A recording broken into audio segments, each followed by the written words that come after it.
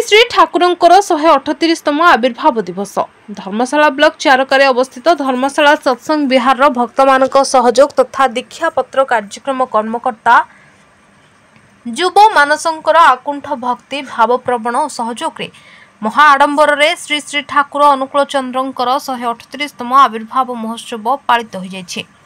ठाकुरंक जन्म 1888 मसीहा सेप्टेम्बर 14 तारिख बांग्लादेश पाबना जिला हिमायतपुर ग्राम एक ब्राह्मण परिवार रे पिता शिवचंद्र चक्रवर्ती और माता मनमोहिनी देवी कुलमंडन करथिले। तेणु प्रतिवर्ष ठाकुरंकर ही जन्म मासरे भारत वर्षर पुरपल्ली रे सत्संगी प्रेमी भक्त माने भाद्रव मासर 30 दिन धरी सत्संग परिक्रमा करी आनंद उपभोग करथांती।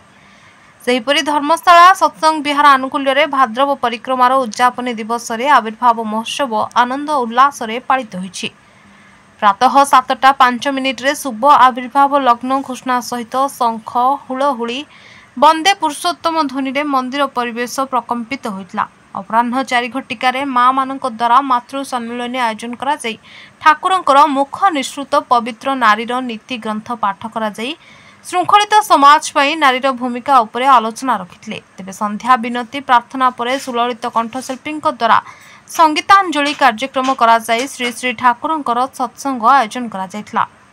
एही सत्संग को ऋतिक नारायण चंद्र महांती परिचालना करथिबा बेले सत्संग विहार सभापति ऋतिक रामचंद्र साहू प्रारंभिक सूचना और अतिथि परिचय प्रदान करथिले। मुख्य वक्ता भाव में ऋतिक प्रमोद कुमार सतपथी ठाकुरंकर भावधारा उपरे आलोचना रखिबा सहित सत्संग हेउछि मनिष तैयारी कारखाना विशृंखलित मनिष समाज को बंचिबा पई राहा देखाए ठाकुरंक ग्रहण करी तांकर हस्तलिखित पवित्र सत्यानुसरण ग्रंथ मुख निश्रुत बाणी को अनुसरण करी चलिले मनिष सुख शांति और समृद्धि रे बंचि पारिबो बोली मत व्यक्त करथिले। अन्य अतिथि मानक मध्य ऋतिक रमेश चंद्र जेना ऋतिक अभिराम जेना अधूर्चु नारायण चंद्र सामल संपादक दुर्योधन महांती कार्तिक चंद्र स्वाई जोग देथिबा सहित कर्मी कुलमणि सामल अजय कुमार नाथ प्रदीप्त कुमार बराल तथा धर्मशाला अंचल सत्संग प्रेमी बहु गुरु भाई और गुरुमा माने सहयोग करथिले। शेष समस्त भक्त माने आनंद बजार रे प्रसाद सेवन करने सहित आतशबाजी और आलोकित आनंद उपभोग करथिले। सुकांत बाहलिया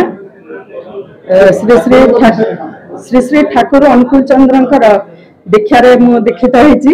वर्तमान आमर मास धरी श्री श्री ठाकुरंकर जन्म मास पालन करा जाउथिला।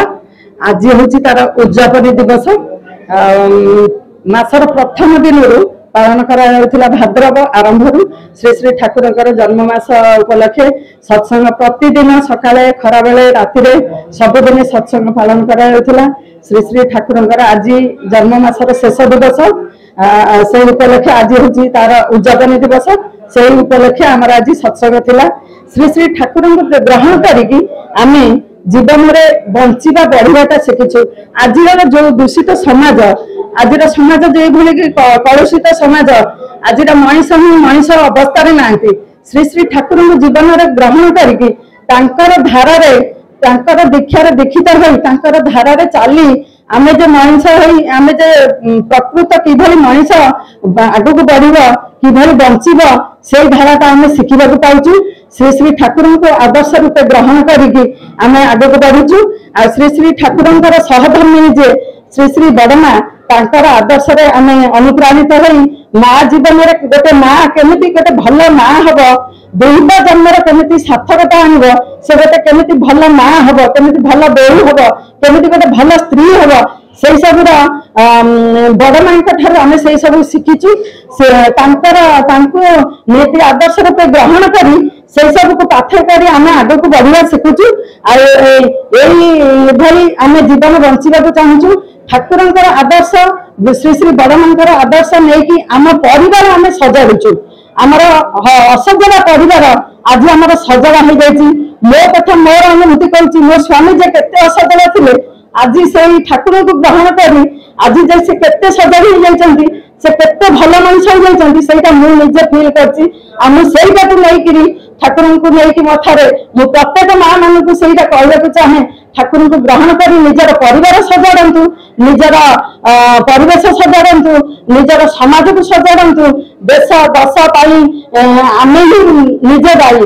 बर्तमान जो कलुषित समाज ठाकुर को ग्रहण न करी जदि आम निज इच्छा चलवा ताहले सब ही कलुषित हो सब ही नष्ट हो आजिकार युवपीढ़ी मैंने ठाकुर को ग्रहण कर आज आमर से युवपीढ़ी थिला सत्संग उद्यापन दिवस आज से भीतर जो उन्मादना से ठाकुर को मथार ग्रहण कर जो बयस मद पी मातल होती अबाटरे जाऊँगी टीवी फिल्म देखिकी झील को कनेक्ट कर बयस आज ठाकुर को ग्रहण कर कीर्तन भजन कि ठाकुर जाजन आ चलवर बात खोजी पाई से आज आम मैंने समस्त आत्महत्या उठुचु से ठाकुर को पाई से आपण मान समस्त कही समस्त आसतु ठाकुर दीक्षा दीक्षित हूँ समस्त आदर्श को ग्रहण करूँ समाज को सजाड़ू निज घर को सजाड़ू परिवेश को सजाड़ू आनंद रुहतु।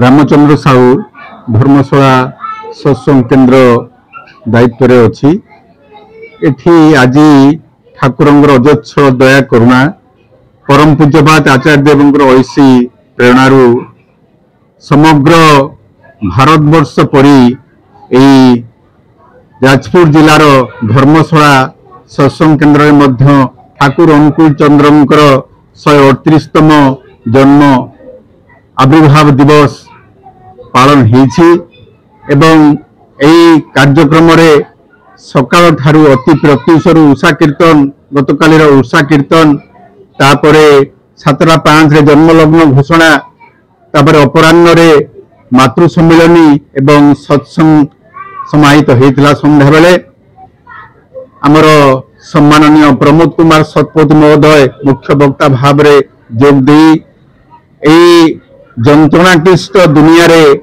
आजिर समाज जेभली भाव रे दुख कष्ट जला जंत्रणा भितरे डुबिबाकू जाउची से भली एक समय ठाकुरंकर सत नाम सत्संग एवं सद्गुरुंकर प्रासंगिकता उपरे बहु सारगर्भक आलोचना करथिले। आजिर अंतिम दिवस रे आमर उत्तरदायक माने पिला माने समस्ते खूब आवेगर सहित श्रद्धार सहित अंतिम दिवस रे सत्संग पालन करिसेंती एवं वर्तमान प्रसाद सेवन कार्यक्रम चली एवं समस्ते ठाकुरंकर ए भावधारा किभली भाव रे जनमानस रे संचरित हब किभली भाव रे आजिर ए दुख कष्ट जो आनंद लिभि जाइथिबा लोकमानक मनरे गोटे आनंदर ज्वार उठिब एवं समस्ते सुख शांति स्वस्ति रे कालातिपात करिवे एई भली एक समय रे आमे ठाकुर को नहीं किभली भाव रही पारिबा तांग सत नाम को नहीं से कथा उपरे आजिर सत्संग रे मध्य बहु भाव रे आलोकपात करा जाइछि। जाजपुर विनोद साहू को रिपोर्ट द न्यूज टुडे।